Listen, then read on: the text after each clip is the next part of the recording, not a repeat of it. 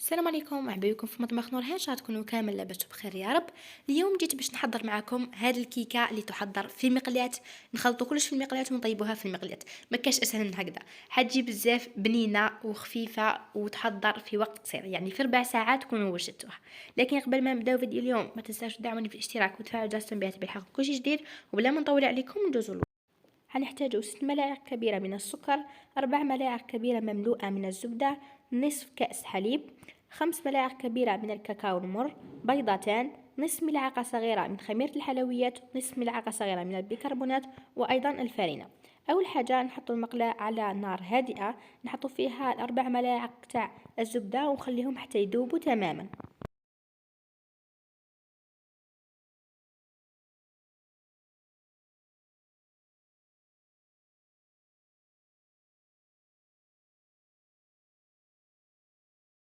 الآن بعد ما ذابت مليح الزبدة حنطفي عليها النار، وحنضيف لها 5 ملاعق كبار تاع الكاكاو المر، وحنخلط هاد المكونين مع بعض مليح.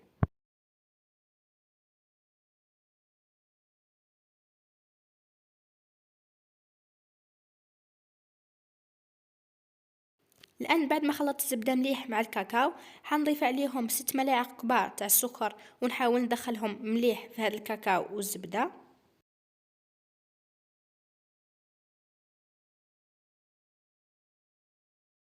والآن نضيف 2 حبات تاع البيض، وحنخلط كامل هاد المكونات مع بعض مليح. يعني هاد الكيكه تصلح بزاف لقهوه العصر، ولا كي تجيك ضيف على غفله تحضريها بسرعه وتجي بزاف بنينه.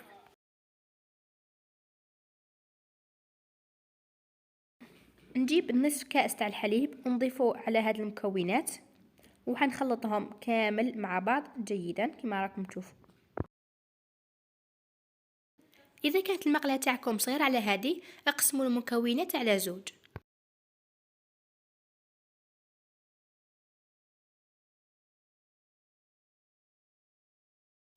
حنبدا الان نضيف الفرينه. اول حاجه حنضيف 5 ملاعق كبيره تاع فرينه، وحنضيف معاهم نصف ملعقه صغيره تاع البيكربونات ونصف ملعقه صغيره تاع خميره الحلويات. لازم تحصلوا على قوام تاع الكيك، يعني يكون القوام شويه ثقيل. نحاولوا ندخلوا هذه الفرينه في المكونات السائله. نذكركم انه كامل هاد الخطوات اللي رانا نديرو فيهم والفرن راهو طافي. ملي ذوبنا الزبده طفيناه ما زدناش شعلناه.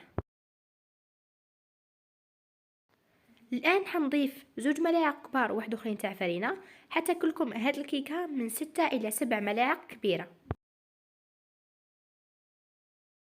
وكما قلت لكم مع الاول لازم تحصلوا على قوام يكون شويه ثقيل.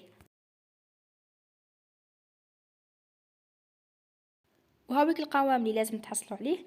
الان نمسحوا كامل الاطراف تاع المقله.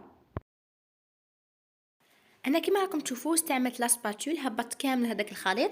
بعدها نستعمل بابي ونمسح كامل الحواف تاع المقله باش ما تحرقليش من بعد الكيكه كي نكون نطيبها.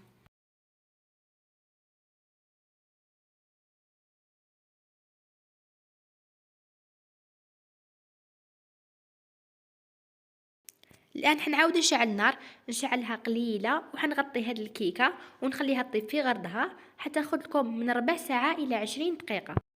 وهذيك الكيكه بعد ما طابت هنا لازم تخلوها تبرد شويه. وشوفوا الان كيفاش راني نحي فيها، تتنحى معايا بكل سهوله، يعني ما لصقتليش كامل في المقله.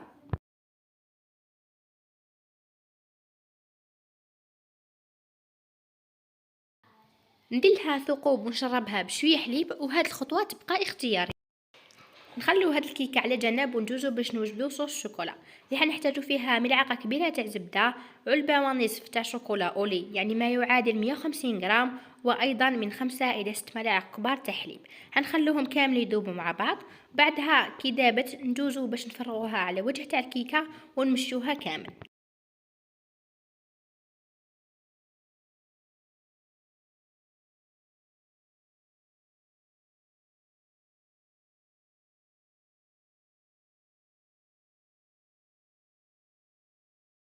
الان حنقطع معكم طرف باش تشوفوا السمك تاعها، يعني والله جات مشمخه على جال هذاك الحليب اللي درناه لها، وايضا على جال صوص الشوكولا اللي درناها لها من الفوق. يعني والله جات ما شاء الله كي اللي رانا طيبناها في الفور. والآن هايليك الوصفة على طبق التقديم، يعني والله الشكل تاعها بزاف راقي، جات خفيفة وبنينة وما تحشموش بها قدام ضيافكم.